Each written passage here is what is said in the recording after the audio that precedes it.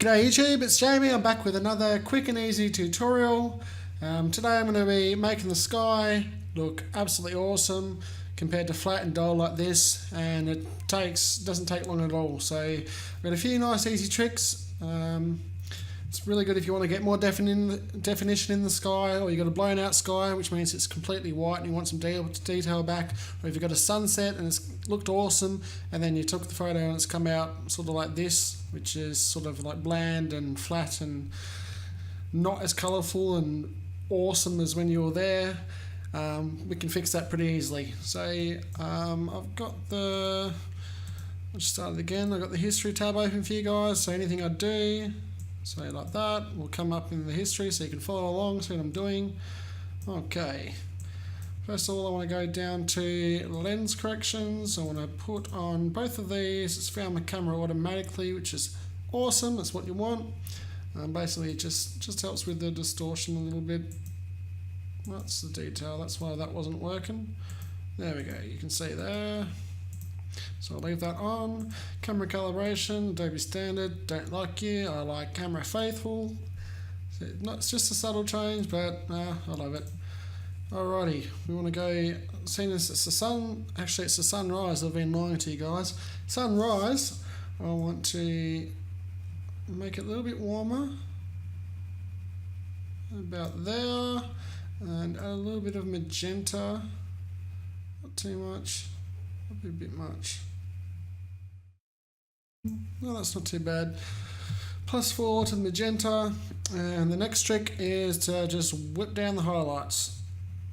See, if your sky looks like that, you've overexposed it, or it's just maybe the sun was there and it's just lit up everything too much. So if you just pull back the highlights, it'll bring back hopefully all of your detail if it's not way too overexposed, and make it look more dramatic and awesome.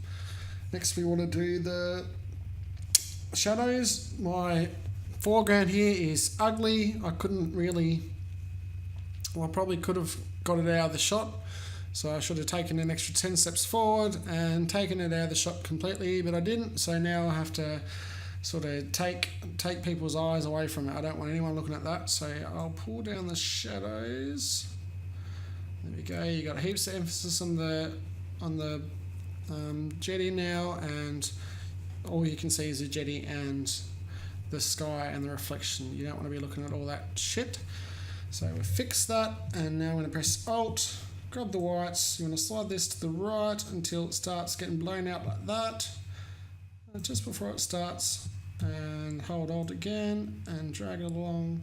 That's all my shadowy shit, so I don't care about that. I don't want to see it. So that looks a whole lot better. A little before and after, and just what's that, 2 minutes. So already guys, it's looking a whole heap better. You got more colour in there, and yeah. So next we want to do just a little bit of clarity for some punch. Go about 26. Vibrance, bump that up.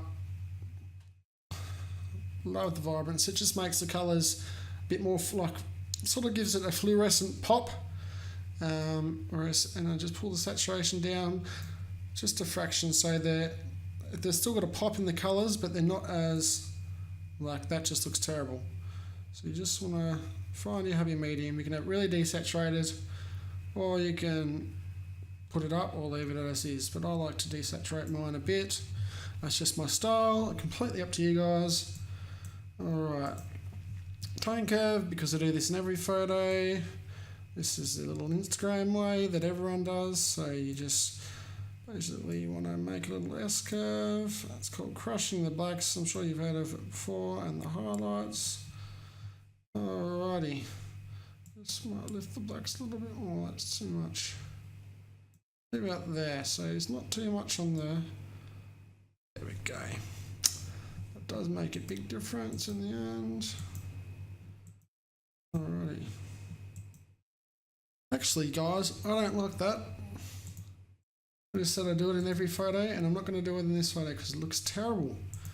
It's just, I just noticed what it's doing to the sky up here. It's just, I think because I've got so much clarity and so much of the focal point on the sky, you can really notice it when I turn it on. So I'm going to leave the tone curve off even for this one, and jump straight into HSL. So you want to click on all, you want to click on this little tool here, find, so I've got blue up here. I don't really want it blue like that, maybe a more aqua-y.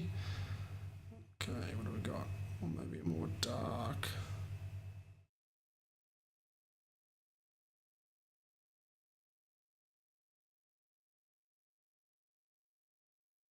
More aqua, saturation,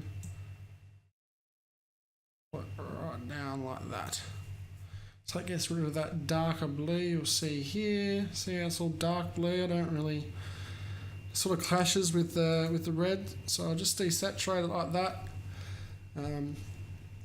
So the fiery red is all you're going to see in the sky and in the reflection. I like that. Basically, I might bump up the saturation a little bit on the orange, or the luminance maybe. We'll have a look. Yeah, there we go. I'll definitely prefer the luminance. So that's luminance, and then you'll see here with the saturation the difference that makes. Yeah, maybe a little bit.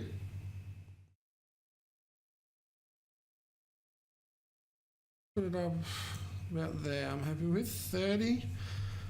Okay, and the hue.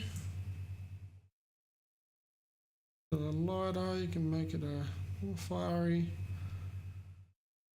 Okay. Might make it. It's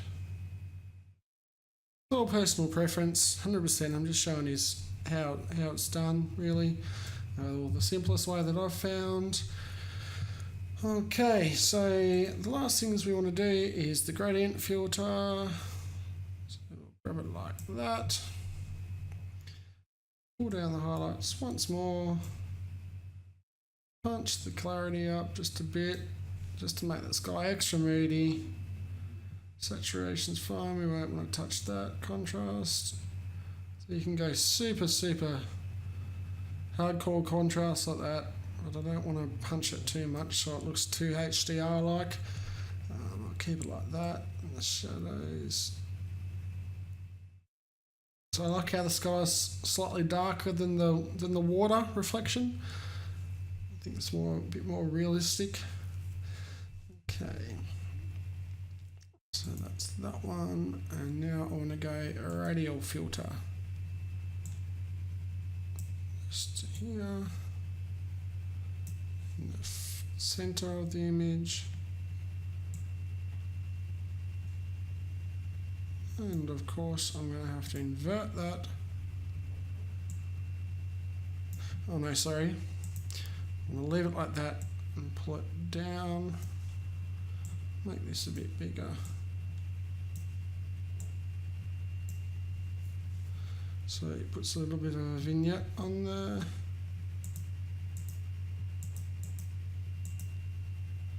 It just makes it more dark around everywhere else than where you've put the radial filter. Pump the highlights a little bit in there. And that is how you make the sky look awesome. Really quick and easy. There's a few other little things I do, but that gives you the idea pretty much. Yeah. Alrighty guys, hopefully you can see how easy and simple it is to get back your sky, fix it up, make it look 10 times better. Yeah, thanks for watching, and I'll see you for the next one.